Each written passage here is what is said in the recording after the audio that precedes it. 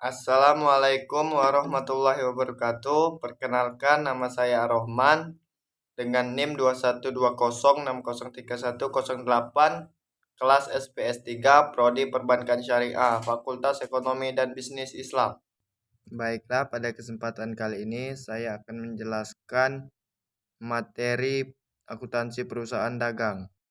Adapun pengertian dari perusahaan dagang, yaitu perusahaan dagang adalah perusahaan yang kegiatan utamanya membeli, menyimpan dan menjual kembali barang tanpa memberi nilai tambah atau mengubah bentuk lainnya. Adapun ciri-ciri perusahaan dagang, ciri-ciri perusahaan dagang memiliki dua ciri utama yang dapat dilihat dari usaha yang dilakukan dan kegiatan akuntansinya. Yang dimaksud dengan usaha yang dilakukan adalah perusahaan dagang melakukan pembelian barang dagang dan menjual kembali, terlebih dahulu mengelola barang tersebut. Sedangkan dari kegiatan akuntansinya, perusahaan dagang menggunakan akuntansi persediaan barang di mana terdapat perhitungan harga pokok penjualan dan laporan laba rugi dapat menggunakan bentuk single step maupun multi step. Yang ketiga, proses inti perusahaan dagang.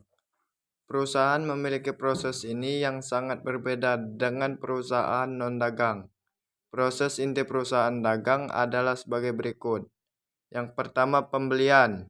Mencakup pembelian peralatan, perlengkapan perusahaan, pembelian barang, dan lain-lain. Yang kedua, pengeluaran biaya, yaitu kegiatan perusahaan dalam mengeluarkan sejumlah biaya untuk membeli barang, membayar pajak, maupun hal lainnya. Yang ketiga, penjualan, yaitu kegiatan perusahaan menjual barang dagang untuk memperoleh pendapatan atau keuntungan. Yang keempat, penerimaan keuntungan, yaitu penerimaan keuntungan memiliki penjualan barang, penerimaan keuntungan dari penjualan barang yang biasanya disertai dengan penerimaannya diperoleh dari pelunasan dari pihak lain. Nah, yang keempat adalah siklus akuntansi perusahaan dagang. Siklus akuntansi perusahaan dagang adalah proses pembuatan laporan keuangan perusahaan dengan pada suatu periode tertentu. Pada umumnya, siklus akuntansi perusahaan dagang selalu dimulai dari transaksi sampai pada pembuatan laporan keuangan. Adapun siklus akuntansi perusahaan dagang yaitu yang pertama mencatat transaksi jurnal umum, yang kedua mencatat buku besar pembantu, yang ketiga membuat neraca saldo belum disesuaikan, yang keempat jurnal penyesuaian, yang kelima neraca saldo setelah disesuaikan, yang keenam membuat laporan keuangan, yang ketujuh membuat lembar kerja akuntansi, yang kedelapan membuat jurnal penutup, yang kesembilan membuat ringkas penghasilan, yang ke-10 neraca saldo setelah tutup buku, yang terakhir membuat jurnal pembalik.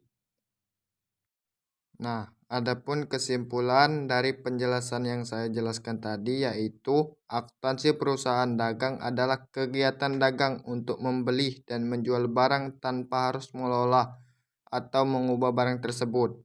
Kemudian cara membeli barang tersebut yaitu dengan cara transaksi tunai maupun dengan kredit. Oke, baiklah, mungkin itu saja yang bisa saya sampaikan. Lebih dan kurangnya saya mohon maaf. Saya akhiri, wabillahi taufiq wal hidayah. Wassalamualaikum warahmatullahi wabarakatuh.